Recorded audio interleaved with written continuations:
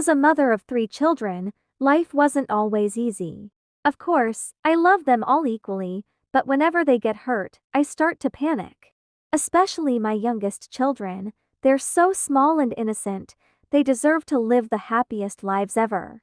My oldest son might be a little bit a troublemaker, but he isn't always like this. He only starts fights when his siblings are in danger, and for that, I'm proud of him for protecting them, even though if violence is never the answer.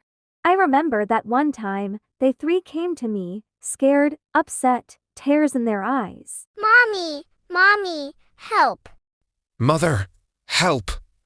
I got hurt. Mama, help. I was like, oh my God, does it hurt? How did it happen? Who did it? But I knew I had to stay calm for goodness sake. So I slowly started wrapping a band-aid around Mangle's arm carefully not to hurt her. I wiped her tears away gently and kissed the top of her head. She said, Thanks, Mommy. You're the best. as she jumped into my arms and I hugged her, being careful of her injured arm.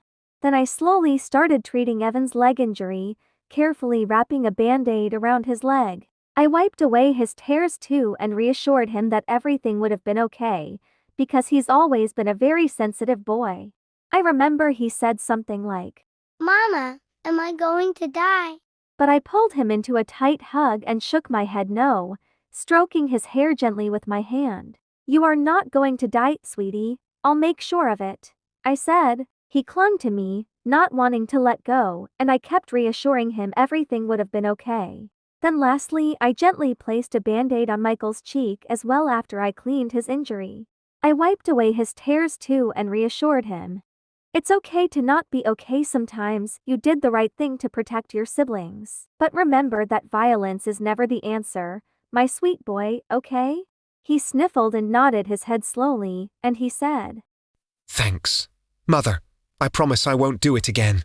I gently kissed the top of his head and smiled proudly at him for being so brave.